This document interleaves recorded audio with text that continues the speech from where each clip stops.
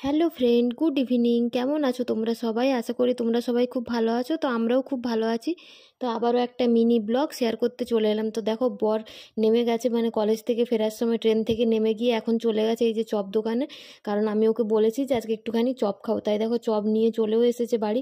আমাকে দিয়েও দিল, বললো যে আমি ফ্রেশ হয়ে আসি, তাহলে তুমি তাড়াতাড়ি করে মুড়িটা মাখো। আর আমি এখানে একদিকে চা বসিয়েছি, কারণ এটা মায়ের জন্য। আমরা একটু দেরি করে খাবো ফ্রেশ হয়ে এলে তারপর। তো দেখো এখানে আমি চপ মুড়ি মাখার জন্য শসা, পেঁয়াজ, লঙ্কা আর লেবু সব ভালো করে কেটে নিয়ে চলে এসেছি। এরপর এর মধ্যে মুড়িও দিয়ে দেবো। তো দিয়ে ভালো করে অল্প একটু সর্ষের তেলও দিয়েছি, কারণ মুড়ি মাখাতে সর্ষের তেল দিলে খুব ভালো লাগে খেতে। তো এই যে মুড়ি দিচ্ছি, কতটা কি মুড়ি নেব তাই বলছি ওকে। তো এই যে ওর জন্য করেছি গ্রিন টি আর আমার জন্য করেছি দুধ চা।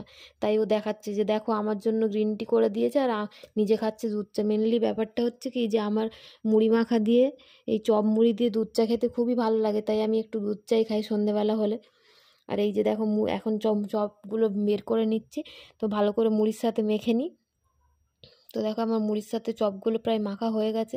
তো মুড়ি মাখাটা কিন্তু খেতে খুব ভালো হয়েছে, আমি একটুখানি খেয়েও দেখেছি। এরপর কামড়ে কামড়ে খাবো বলে দুটো চপ রেখে দিয়েছিল, ওইগুলো এমনি মুড়ির সাথে খেতে খেতে কামড়ে কামড়ে খাবো চা দিয়ে।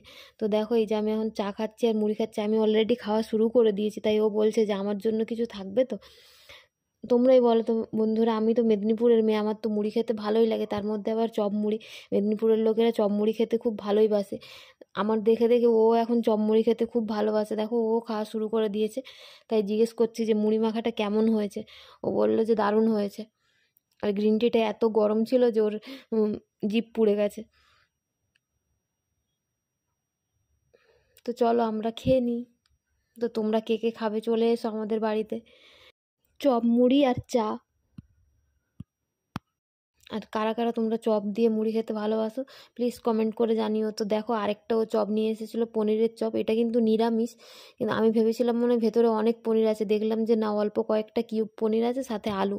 কিন্তু নিরামিষ পনিরের চপ খেতে কিন্তু খারাপ ছিল না, আলুটা কিন্তু খুব ভালো টেস্ট ছিল। ফার্স্ট টাইম খেলাম, আমার তো খুবই ভালো লেগেছে।